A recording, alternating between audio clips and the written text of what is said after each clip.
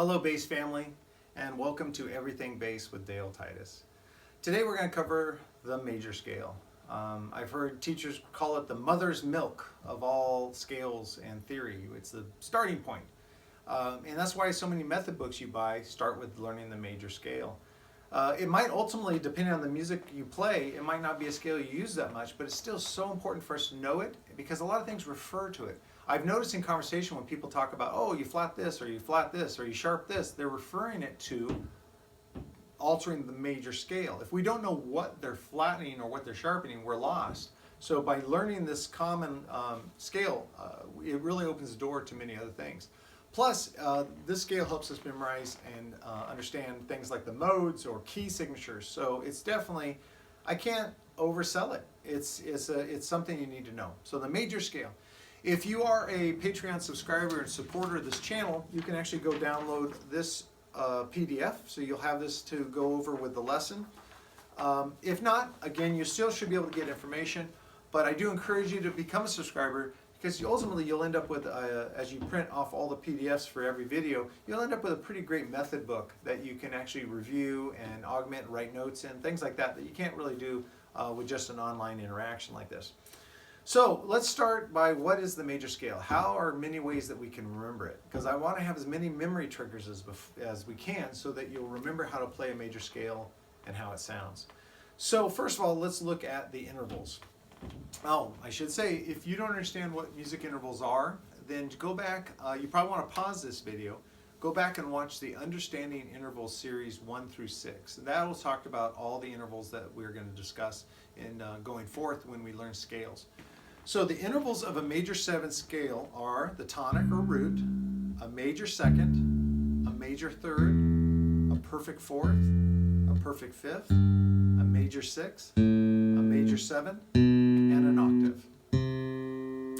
So those are the intervals of a major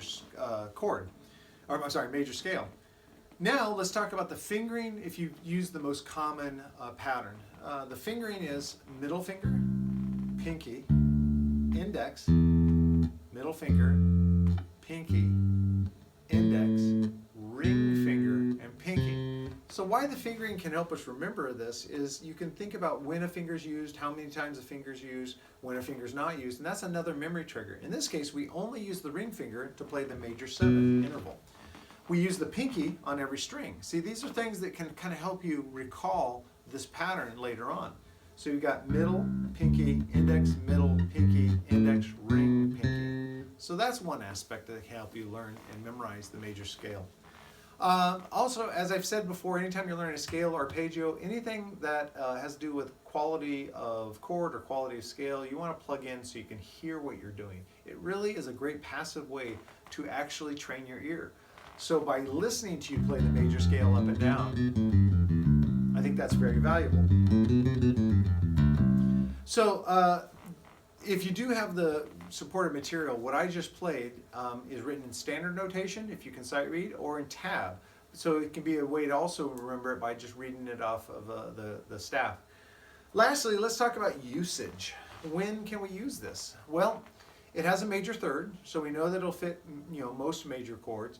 It has a major 7 on it. Now that's unique because it really is, you can use it obviously over a major triad because there's no 7 in a triad. So if someone's playing a C major chord with no 7, you can play the C major scale. It fits. You're going to want to be careful on the perfect fourth and the major 7 because those can be really dissonant sounding. So you want to use them, it's called a passing tone.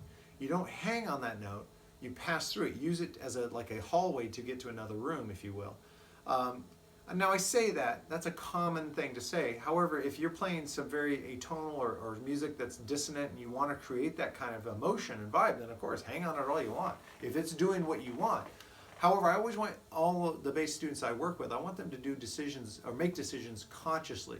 I want them to make the decision to use a note because they know it's going to create dissonance and they know how to get out of it and create consonance. So those are important things I want people to know.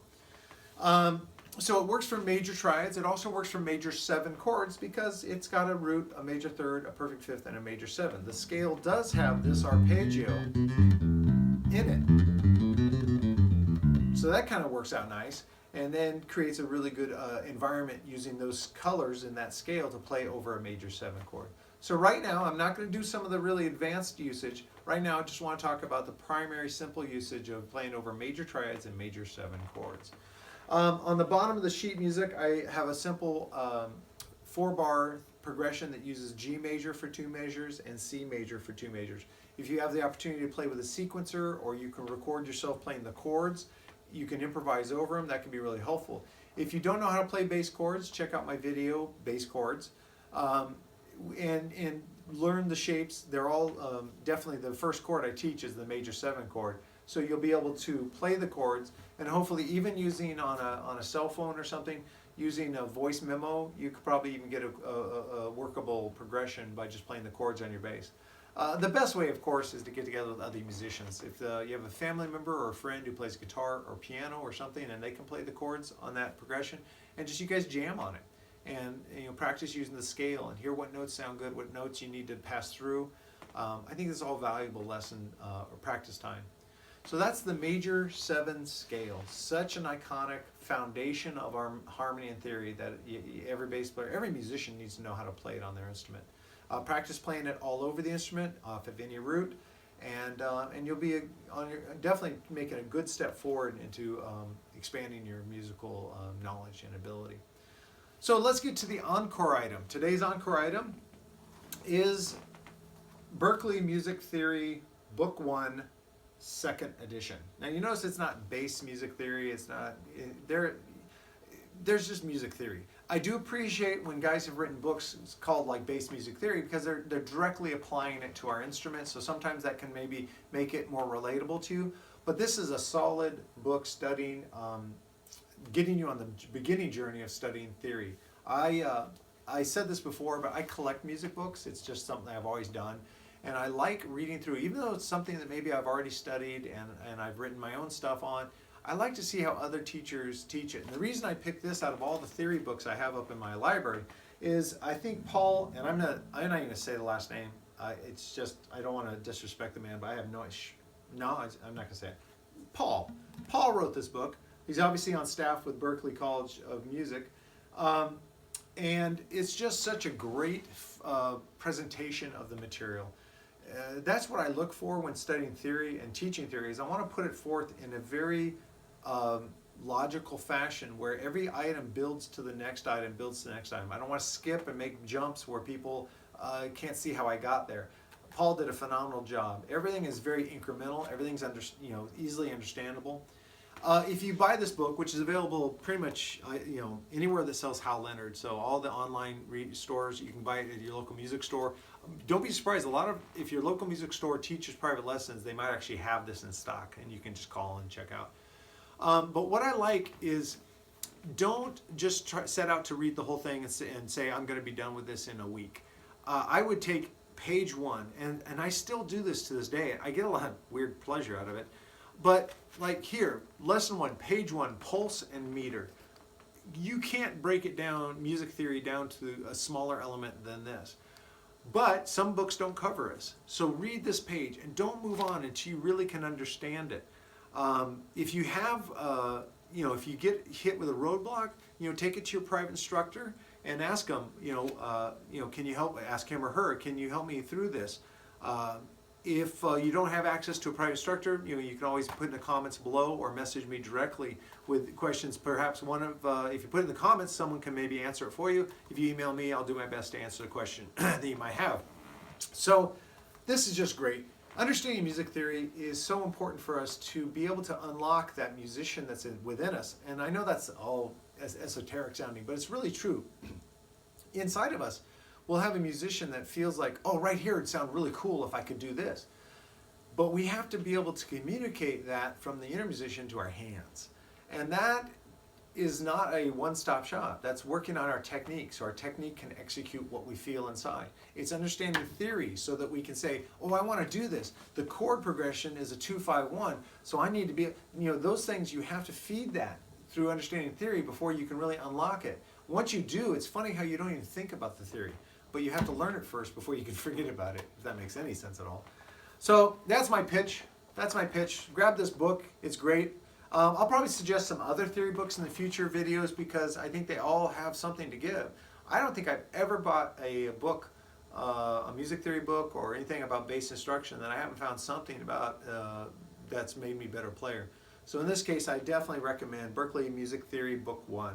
I totally, it's a great way to get going if it's a new topic for you. So there you have it. Really love today's video. You know, it's exciting because we're starting with this major scale, but it's going to go so many cool places. And I'm excited that I might be able to show you some new scales and new colors, and you guys are going to create music that you've never thought you could before. And maybe we'll break through some writer's block if you're a composer by learning some new scales. So I'm very excited about this. Please, if you want to support the channel, the best thing to do is hit the like at the bottom of the page here. Hit the subscribe if you're not already a subscriber, and then hit the bell icon so you'll be notified with future videos come up.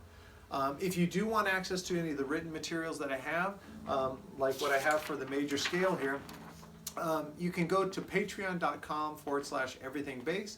For a small monthly subscription fee, you can get access to every the curriculum that supports every lesson video I put up, and then I have plans to grow and do some other things with. If you're watching this video years down the line, there's probably other things already there.